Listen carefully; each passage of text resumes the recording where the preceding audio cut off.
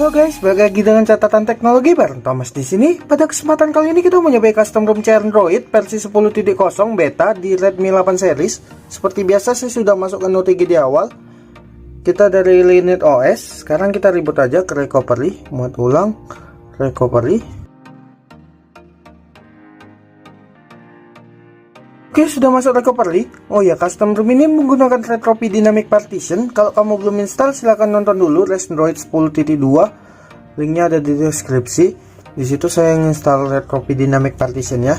Sekarang kita cari custom ROM-nya ke USB OTG. Ini dia. Langsung saja kita eksekusi.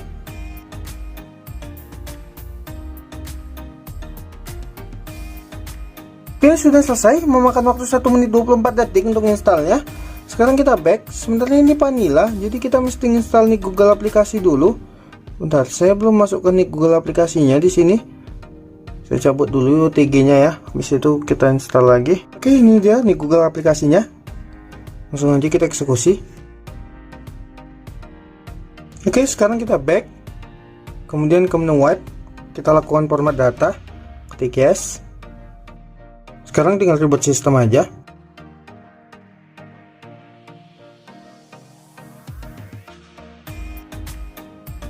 Kita berhasil, memakan waktu 1 menit 54 detik untuk bootingnya. Dan ini ada error ya. Kita okekan aja, nggak ada masalahnya itu. Oke, sekarang kita lanjut aja ke reviewnya. Ini adalah tampilan awalnya. Di sini ada Adlens, welcome to Android. Kalau kita tekan biasanya jadi tanggal. Dan kalau kita tekan lagi ke kalender, tapi ini nggak mau. Ini baru mau, dia agak lambat responnya. Lalu di kanan itu ada widget di sini, widget pemutar musik dan beberapa aplikasi. Di kiri nggak ada apapun. Lalu ini aplikasi yang tersedia. Di sini lengkap semua. Internal storage-nya terpakai 12 GB. Sistemnya juga memakan 12 GB. Data yang lain kayak gini. Apabila kita lihat dari luar, yang bisa diisi itu 52 GB. RAM-nya sudah terpakai 1,6 GB dan bebasnya itu 2,2 GB. Sementara untuk layanan yang berjalan kayak gini, di sini kosongnya 1,9 GB. Data aplikasi yang berjalan kayak gini. Kameranya pakai Lineage OS Aperture versi 14. Fitur kameranya itu ada foto, video, sama scan. Settingan kameranya kayak gini. Di sini ada JSL, ada enable video stabilization ya. Baru ada processing. Ini adalah hasil fotonya, cukup bagus menurut saya. Dan biasanya itu keputihan kalau udah sini, tapi ini enggak. Dan detailnya itu juga dapat. Dan ini adalah hasil videonya. Saya coba 3 kali. Pertama 1080 30 fps, baru 1080 25 fps, sampai 720 30 fps. Yang jalan cuman yang ini. Sementara kalau yang lain cuman suaranya doang. Ini adalah 7 yang tersedia, udah saya cobain semua, cuman satu yang bermasalah, yaitu di sound search. Ini nggak ada aplikasi yang tersedia untuk melakukan search-nya. Sekarang kita ke setelan Android. Di sini ada bilas status, setelan cepat, layar kunci, navigasi, tombol, antarmuka pengguna, notifikasi, suara, lain-lain tentang Android. Di menu bilas status, kita bisa mengaktifkan monitor lalu lintas jaringan kayak gini. Lalu mengaktifkan logo. Ini gaya logonya. Ini lumayan banyak. Kemudian bisa merubah gaya baterai. Lalu mengaktifkan presentasinya. Pada menu layar kunci, kita bisa ganti gaya huruf jam. Ini lumayan banyak yang tersedia ya. Di antarmuka pengguna ada aplikasi layar penuh.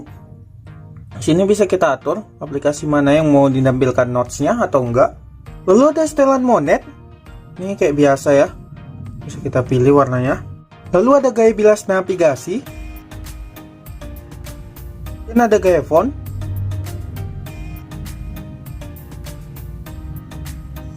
Lalu ada paket icon. Kemudian ada gaya ikon sinyal, gaya ikon wifi, bentuk ikon, Lalu ini menu lain-lainnya atau miscellaneous. Di sini ada ruang game, Oke, settingannya kayak biasa ya. Kemudian buka kunci EPS yang lebih tinggi, penyimpanan Google Foto tanpa batas, tipuan Netflix, pusat untuk menangkap layar. Oke, itu aja. Ini adalah hasil Antutunya. Ini adalah hasil rollingnya selama 30 menit. Suhunya mencapai 36 derajat Celcius. Sekarang kita akan menguji daya tahan baterainya. Saya akan mainkan game God of War selama 10 menit.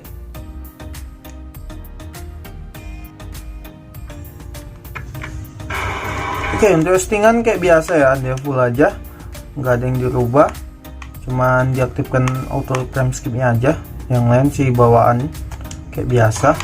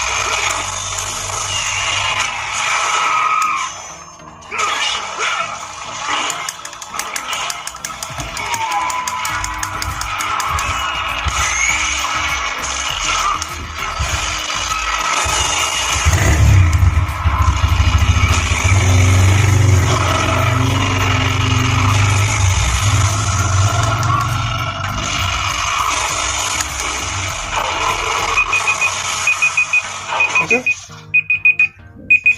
udah 10 menit. Sekarang kita cek dari 43 tinggal 40, habis 3%, normal ya. Ini adalah fitur perekam layarnya. Untuk rekaman audionya bisa audio perangkat, bisa mikrofon, bisa audio perangkat dan mikrofon. Fitur yang lain kayak gini. Dan ini dia hasilnya.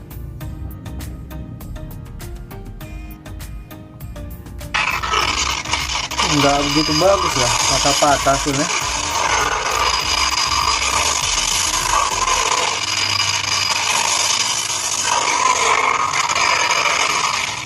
Untuk multitaskingnya itu bagus banget. Saya buka 12 aplikasi gini nggak ada yang reload. Bahkan untuk game. Dan kalau di Android 14 GRAM itu terpakai kali. Bisa dilihat di sini. Ini GRAM-nya udah terpakai setengah. Ini reasonnya itu ada info aplikasi, kill, layar terpisah, uninstall, hapus semua, dan screenshot. Kita coba screenshotnya. Oke, bisa ya. Sekarang kita coba layar terpisah ke game. Oke, aman ya. Untuk scrolling cukup lancar. Safety netnya keduanya lulus. Saya buka Bang Jago juga aman. Launchernya pakai Android Home. Ini versi 14 dan masih dari Android Launcher 3 paketnya. Tinggal launchernya kayak gini. Di sini ada icon pack, bisa kita tambah dari Play Store itu. Kemudian home screen, ada double tap to sleep.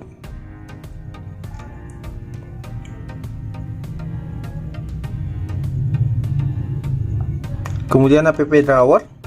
Ini ada tema icon. Kemudian recent. Di sini ada memory info. Kita coba cek. Restart dia ya. Oke, ini yang kosongnya 1,8. Itu kebanyakan kali ya. Mungkin jiramnya terbaca juga, makanya kayak gitu. Kemudian miscellaneous. Di sini ada hide and protect aplikasi. Untuk keamanan cuma ada fingerprint. Kernelnya pakai 4.9 Topaz yang dibuat tanggal 13 November 2023. Untuk kecepatan chargernya kayak gini, dayanya bisa sampai 7,2 watt, sementara harusnya masuk 1700. Jadi itulah tadi ya custom room Android versi 10.0 beta di Redmi 8 series. Terima kasih telah menonton, sampai jumpa lagi, bye bye.